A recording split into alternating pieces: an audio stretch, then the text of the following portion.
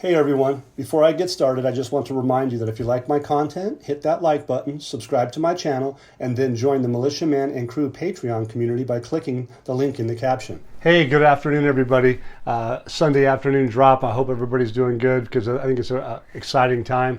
I just want everybody to know that our situation with our intel and our analysis of data is phenomenal. We get both, but we do keep it focused on our intel and the analysis. Those two things are key, right? But again, we have all the data to back up what we do as far as our analysis is concerned, is backed up by the Patreon group and the Discord chat room, where you can find all the articles that we glean from. So keep in mind that there is an analysis that's done by Militiaman and Crew, and there's also the intel that we respect from all the people that come in and give us information. And a lot of times the triangulation is phenomenal, that we can get different sides and different opinions. So there's two different styles that's out there, and we try to do as best we can to keep it on a vetted situation. So moving on, let's go into the bottom line is that back on the 19th, for instance, it says Tuesday, which was in New York, because remember the Prime Minister was there in the United States of America. And one of the things that was really kind of, key point, we're going to do some bullet points tonight. So it says the key point, one of them was that the U.S. Treasury Undersecretary was talking about confidence of the global financial institutions had been restored. So you guys go, well, we've already heard this before, but bear with me a little bit, because it sets this up, because the fact remains is that they restored confidence in financial institutions. And who did they talk about? They talked about the Citibank. They talked about JP Morgan. It says U.S. Treasury's readiness to work closely with the Central Bank of Iraq and cooperate with Iraq in the files of financial liquidity. So United States Treasury, Central Bank of Iraq, cooperating, financial liquidity, okay? Iraqi commercial bank transfers outside the country. So we talked about that. Maybe you've forgotten it, but hey, listen, bottom line is there's 1 to 10. There's some that are at the one level, 10 at the other level. That's fine. But the bottom line is we all need to know. All of us need to be on the level playing field. And the cool part about this is that they're telling us this information. I'm getting it in writing. I'm actually getting some of this as intel too, but the bottom line is that they say that they're going to do that. That's in writing. The gentleman Nelson, he appreciated all the work that was done by the banking and financial sectors in Iraq. So let's just come on in, check it out, and you're gonna be enjoying it. So fast forward. So on what was it, yesterday? JP Morgan predicted that the high oil prices currently have the susceptibility, try that 4 times, to further increase the incoming period that Brent crude oil price will rise to $150 a barrel. And then keep in mind, liquidity, right? And then here's another economist that comes back and says it's from, from the U.S. Bank. His name is Christian Malik. He's suggesting in the near to medium term production capacity shocks and shift away from investments in hydrocarbon sector could eventually drive Brent crude oil to what? $150.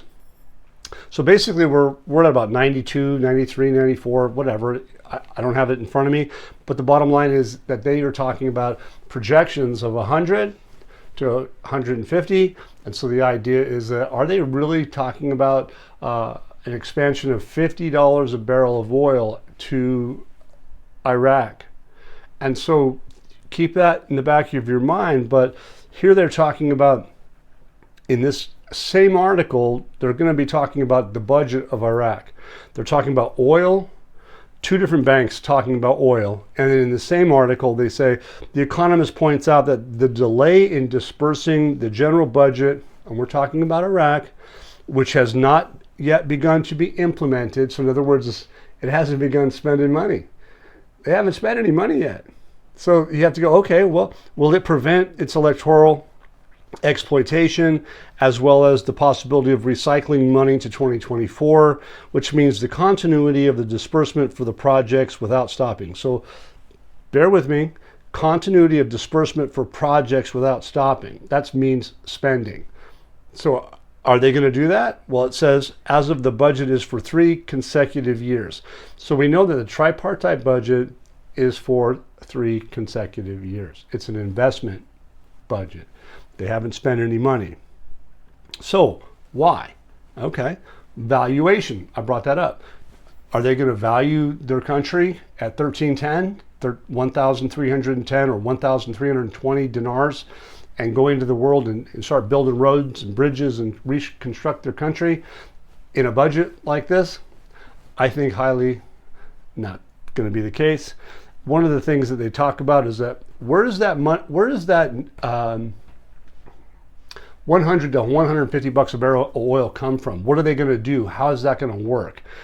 Is it going to be from something that's going to happen in the future? Is it going to be happening today, or have they already begun to set the stage? Everybody that watches CNN or other places, CBS, Fox, for what it's worth, I'm not picking on anybody. I'm just saying that the news is out there, no different than in Iraq. We have all different news agencies. But the point here is it says oil rose to its highest levels in 2023 as investors focused on possible supply scarcity, scare word, scarcity, in the fourth quarter of this year, 2023, after Saudi Arabia and Russia extended supply cuts. Okay, so you're going to trip out because this is really cool. It says this gentleman by the name of Sheldup said, Brent's oil price is highly likely to move above $100. And why? Quote, it's going to go high above that, only needs noise to do so. Noise. So you have to think about it. I'll let you guys do that because only needs noise is like, is that chatter? Is that talk? Or is there going to be an event to create the intensity that's going to go from 100 to 150? And then also remember too, Iraq's tripartite budget is effectively, I think it's based off about $70. So think about it for a second. So if you have a budget and you're spending money taking care of all your business needs throughout the country at $70, and all of a sudden you have a surplus of additional $30 to $80 a barrel of oil to 4 million barrels of oil a day, you can see that there's some liquidity, right? That's one of the things they talk about. What was it JP Morgan said? They talked about liquidity. They talked about financial liquidity. So absorb all that and think about it because it's for real. It's not the blah, blah, blah that you see on the internet or YouTube, for instance. Love you all. But here, check this out. It says that on a sidebar, it said, well, some of these things that are having to happen because of valuations and stuff, it says that the union, okay, of this particular business, it says the invitation to the organization to attend the introductory symposium on Iraq's entry into the World Trade Organization, which will be held on when? The 4th of October. So if you look at your calendar and you got to go, what's today? And you go, wow. So what they're saying is that the introductory symposium on Iraq's entry into the World Organization. So the showcasing of them having had an international exchange rate is obviously got to be coming because the World Trade Organization is not going to allow, in my opinion, a session to the World Trade Organization without having a valuation of their country. So when they say that it's going to go from 100 to 150 bucks a barrel of oil, that's where the value comes in. And so is that going to be something that happens over time? So in other words, do they change the value of their exchange rate? Let's say the trigger mark is at $97 or $98.50 or whatever. We don't know what that means, but the bottom line is that they give you a range in public data Fox, CBS, CNBC, it doesn't matter who's telling us this. It's public information. The cool part is that they're giving you a price range. And so think about it. It can be changing over time. Valuation, think about it. I'm not giving anybody any advice. All I'm saying is think about what I'm saying is that if the price is going to go from 100 to 150 and they're using something to value something, take that into consideration. We'll leave it at that. I think it's phenomenal. So I hope you guys enjoy that. Next thing is that as a bullet point, you guys know that, so Samir al-Nusri, look, he, after his visit to see the U.S. Assistant Secretary of the Treasury a few days ago, basically met with the governor of the central bank, and on they go into, they're basically looking at reaching agreements and strengthening the role of the government and the central bank to implement international standards to control exchange rate stability and praise the measures which were praised to achieve and get to a monetary stability situation. So basically, the movement's moving forward. These guys are looking at trying to set the stage publicly for us all to be able to get the picture that they're going to go into the international market. So here it says, which is to me is a focus, is that the executive packages to facilitate obtaining the US dollar, the instructions issued by the central bank, okay, that data, which is clarifications of procedures that are carried out by the central bank that are in accordance with their normal responsibilities that are stipulated in law, right, and in force, to interfere in controlling and maintaining the exchange rate procedure is carried out by all banks world when needed. So the point I'm saying is that it's the translation, but what they're saying is that this procedure is going to be carried out by all world banks when needed. So what they're saying is international, Iraq, working with other responsibilities, other entities, all the things that they need to do is that they have stipulated in law and in force to interfere in controlling and maintaining the exchange rate is a procedure carried out by all banks of the world when needed. So that little snippet is basically saying to you that when Iraq needs help, all the banks are going to work to help them keep stability. It's really a powerful situation. So that's really good. Here's something that's probably kind of like an internal and external situation, because remember, Iraq has got internal issues. They're going to use currency that's internal, and they're going to use currencies that are external. It says basically, because it's certainly that the monetary market is now under internal and international supervision. So the bottom line is that if Iraq is going to go into the international world and they're going to have support by all the central banks of the world, which they specifically state, and you can come in, you can do your searches, Patreon, Discord, right? We can show that they say that all banks of the world when needed, right? And then so basically when they say that they're going to have are now, they didn't say tomorrow, they said they are now, this was days ago, under internal and international supervision. So if all world banks are going to be part of the process and they're under the international supervision as of now, guess what? It's kind of like, it's not happening next month, yet next year, 2027, 23, 20, well, 23 is already here, so let's hope that works. But you get the point. Thank you. So look, we can go into this next thing, which is the Parliamentary Finance Committee, right? Okay, so these guys they're not the tell-all. It's not their job to tell you about finance. That's the finance ministry's issue, central bank's issue, and the government's. But here we go. The Parliamentary Finance Committee confirmed today, Sunday, right, that the dollar crisis is on its way to a final solution. Well, we all know that they've been bragging and talking. They call it the final solution, and that final solution, in a sense, is the presence of a real government movement towards getting rid of the parallel market. The parallel market is a black market. It's illegal. So again, we're going to move forward on this, but there is a massive document that is on the Central Bank of Iraq's website, and I think everybody should go read it. They should probably download them and convert them to English if you have to. But you're going to find that there's a document, I think one of them is 18 to 20 pages or 18 to 24 pages, but mainly understand that they're focusing in, and this is the Parliamentary Finance Committee is talking about this, but what I'm telling you is that the Central Bank of Iraq is talking about it as well.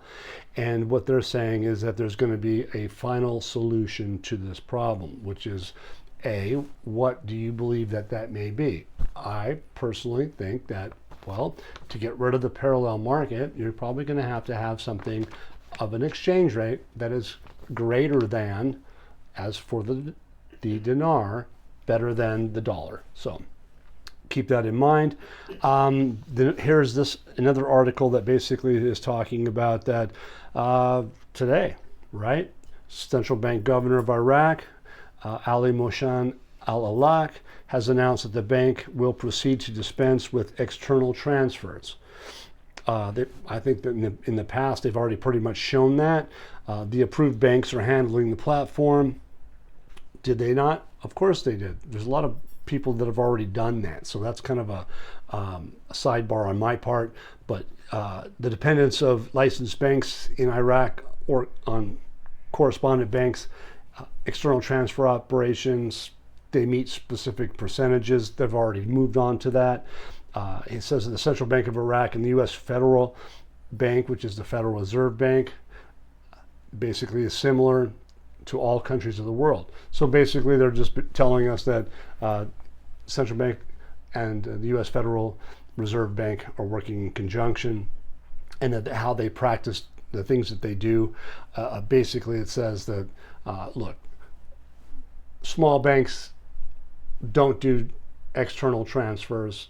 It's going to be the larger portions of the central bank is from what I get from it. It says that the channels are currently being opened in different currencies. So when they go into that part of it, what are they going to be using? So it's basically stating that Iraq is going to be, I think, pairing with currencies like the dirhams, the Turkish lira, the Indian rupee, the euro. It's not just the dollar. It's not just any other country. It's going to be a lot of countries are going to be able to pair their currencies with, because I'm not sure how many countries are going to come into Iraq to help rebuild it, but there's going to be a lot. And so this is really pretty powerful. The central bank governor says they're going to use the Iraqi dinar instead of the dollar. That's just the way it's going to be. And they're openly talking about it. So if you want to go to their site, I would suggest you guys do that. It says basically the black market price is just not suitable as it is today. It's just an indicator that these guys they're serious about it. Al Nasiri was very vocal. He was stern. He's well known around the country. I think even today, there's, probably on the street, they're probably getting anxious because they've been told that they're going to get purchasing power. And I think it's highly likely that the stir is up because al-Sudani came home from the United States of America. He showcased his presentation. He did it amicably. He did it very, very well, professionally. Turns out people felt he was a statesman all around the world. So when it comes down to it, are you going to do a tripartite budget at 1310? The answer is probably 100%, in my view, no. You might have a different view on that, but ultimately, I'm fairly certain that this new system that Al-Alak has pointed out today, he says that Al-Alak pointed out that the new system of external transfer and the sale of dollars provides protection from risk to all parties to operations and enjoys international acceptance. There you go. I think that's kind of almost a drop the mic situation. There's more, but interestingly enough, I got different viewpoints in my room. I got the Intel side, and then I also have the analysis side.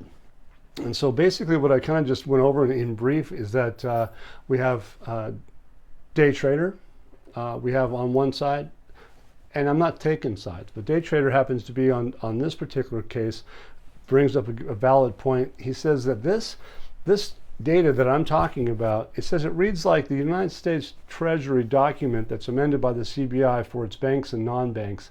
This suggests that once international, so that's Iraq, the CBI can and will apply its own sanctions against those failing to meet this criteria, as well as using this document to hold Iraq's banking system accountable as well.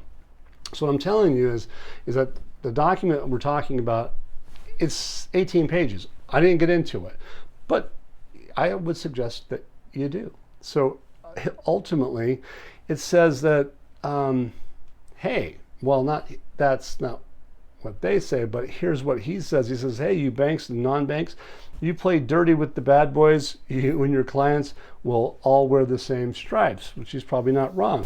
In other words, everybody's going to go to jail. The point is that it's being light, but the point being is that the United States Treasury, Central Bank of Iraq have come to an agreement.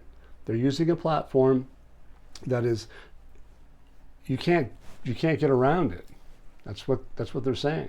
So they're putting everybody on notice that, hey, there's a change coming. If you're going to manipulate our currency, you can't do that. And who's going to defend it? All banks of the world. I already went over that. It's massive. Internal, external, all of it.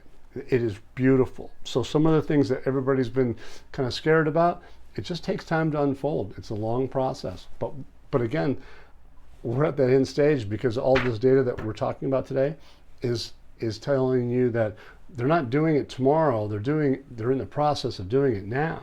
So it's really kind of fascinating. It's really kind of good. And I want to thank everybody for being here on a Sunday. And again, for the last time, I'd like to say this. I appreciate everybody's support, the work that we put into this, all the team members, crew members, all the news hounds, Samson, all the people in my Discord chat room, Gigi, Sunkist, all the crew members, Day Trader, Pompey Peter, Petra, many people deserve some credit. And the cool part is that most every single person here, if I've missed a couple, bottom line is they realize exactly what I just told you. This is a powerful time frame, and thank you for your support. It goes a long way. So if you'd like to subscribe, please subscribe, hit that like button, and thank you very much. Once again, guys, don't forget to hit that like button if you like this content. Subscribe to the channel or join us at the Militia Man and Crew Patreon community for even more exclusive content. You can also donate to this channel by hitting the links in the banner to help keep this page up and running. Your generous support is greatly appreciated, as always. Much appreciated. Thank you so much and have a great day.